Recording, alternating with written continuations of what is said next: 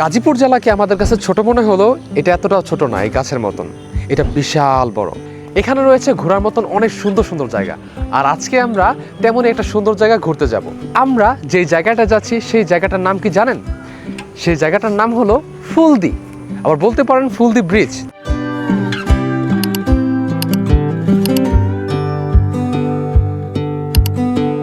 এই জায়গাটাকে আমি সর্বপ্রথম সোশ্যাল মিডিয়ায় দেখছিলাম, অ্যান্ড দেখার সাথে সাথে খুব ভালো লাগছিল। সো তখনই ঠিক করছিলাম যে একদিন আমি এই জায়গায় ঘুরতে যাব। চলেন তাহলে একসাথে এই ফুলদি ব্রিজ থেকে ঘুরে আসি। সকালবেলা ঘুম থেকে ওঠার পরে দেখি আমার এলাকার ছোট ভাইরা আমার জন্য আমার বাসার সামনে অপেক্ষা করতেছে। আমি গতকালকে রাত্রে তাদেরকে বলছিলাম যে আমরা আগামীকালকে একটা বাইক ট্যুর দিব, অ্যান্ড খুব সকাল সকাল বেরোতে হবে। আর আজকে আমার ট্যুর পার্টনার হলো আমার ওয়াইফ শিজুকা। সো আমরা সবাই রেডি, লেটস গো।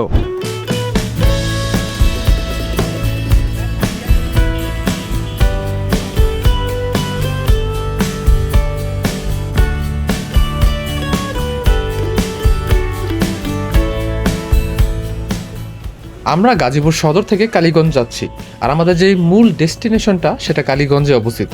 ফুলদি একটা ব্রিজ অথবা জায়গার নাম বলতে পারেন। সো যেটা অনেক বেশি সুন্দর এবং আমাদের সোশ্যাল মিডিয়ায় ভাইরাল। আর এই গাজীপুর সদর থেকে কালীগঞ্জ পর্যন্ত সম্পূর্ণ রাস্তাটাই অসম্ভব রকমের সুন্দর। বিশেষ করে যখন হানকাটা ব্রিজটা পার করবেন, ঠিক তখন থেকে আপনার মনে হবে আপনি একটা অন্য জায়গায় চলে আসছেন। যে জায়গাটা এত বেশি সুন্দর, আর যে জায়গার রাস্তাটা আরও অনেক বেশি সুন্দর। আপনার মনে হবে আপনি সম্পূর্ণভাবে প্রকৃতির মধ্যে চলে আসছেন। চারপাশের প্রকৃতির মধ্যে অসম্ভব সুন্দর একটা রাস্তা, যে রাস্তার প্রত্যেকটা মুহূর্ত আপনি উপভোগ করতে পারবেন, যেমনটা আমরা করছিলাম। আমাদের রাইডের প্রত্যেকটা মুহূর্ত আমরা উপভোগ করতেছিলাম।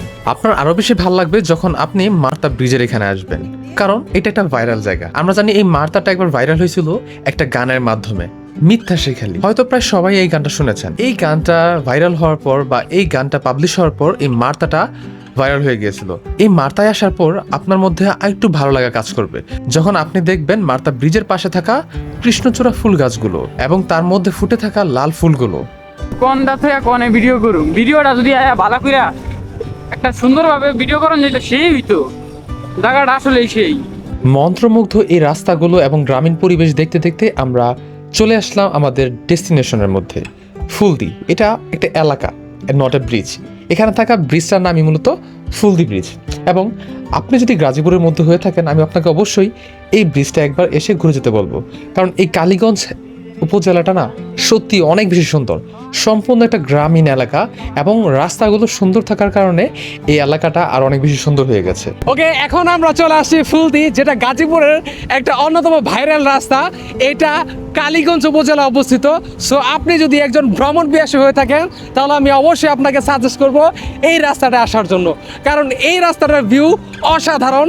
একবার আসলে আপনি কখনো ভুলবেন না। আমি এখানে একা একা আসার সাহস পাই নাই, যদি আমাদের এই ভাই ব্রাদাররা আমাকে সাহস না যোগাইতো, বিকজ এটা অনেক দূরে। আর যেহেতু আমি নতুন বাইকার, তো বাইক নিয়ে একা এত দূরে আসার সাহসও পাইতাম না। আমিও যেমন এখানে প্রথমবার আসছি, আমার যে ভাই ব্রাদার আছে ওরও এখানে প্রথমবার আসছে। তাহলে চলুন ওদের কাছ থেকে এখন একটা রিয়াকশন নেই যে আসলে ওদের কাছে এই জায়গাটা কেমন লাগছে। ওকে আজমাইন, তোর কাছে এই জায়গাটা কেমন লাগছে? আসলে ভাই অসাধারণ, খুবই ভালো লাগছে এই জায়গাটা এসে। এর আগে আসা হয় নাই, গাজীপুরের ভিতরে এত সুন্দর জায়গা আছে আর কি ভাবতে পারি নাই। খুবই সুন্দর জায়গাটা, বিশেষ করে এই ব্রিজটা নামার সময় যে দুই সাইডে তাল গাছ, আমি মাঝখানে সুন্দর রাখলাম ভাই এই ভিউটা অসাধারণ অসাধারণ। আমার কাছে এই ভিউটা অনেক বেশি সুন্দর লাগছে। ওকে, এই মুহূর্তে আমি এই ব্রিজ থেকে নামার যে ভিউটা বা সবচেয়ে সুন্দর যে রাস্তার অংশটা, এটা আপনাদেরকে দেখাচ্ছি। আপনারা দেখেন কত সুন্দর না, অসম্ভব রকমের সুন্দর। এবং এই রাস্তাটাই বা এই অংশটাই আমার সবচেয়ে বেশি ভালো লাগছে। অ্যান্ড এইটা সম্পূর্ণ একটা গ্রামের মধ্যে পড়ছে। সো এই গ্রাম একটা ফিল আপনারা এখানে আসলে নিতে পারবেন।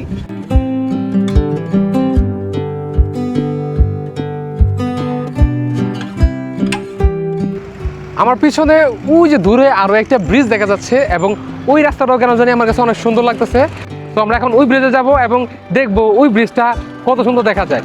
এখান থেকে মনে হচ্ছে ওই ব্রিজটা অনেক বেশি সুন্দর, কারণ ওই ব্রিজের যে রাস্তাটা আছে, ব্রিজের পরে ওই রাস্তার দুই পাশে অনেক সুন্দর সুন্দর কিছু গাছ আছে বড় বড়, যেগুলো এখান থেকে দেখতে অনেক সুন্দর লাগতেছে। আর অন্য আপনারা দেখতে পাচ্ছেন কিনা, ওই ব্রিজ থেকে আমরা যে আরেকটা ব্রিজ দেখতে পাইছিলাম, তো এখন আমরা ওই ব্রিজে যাচ্ছি।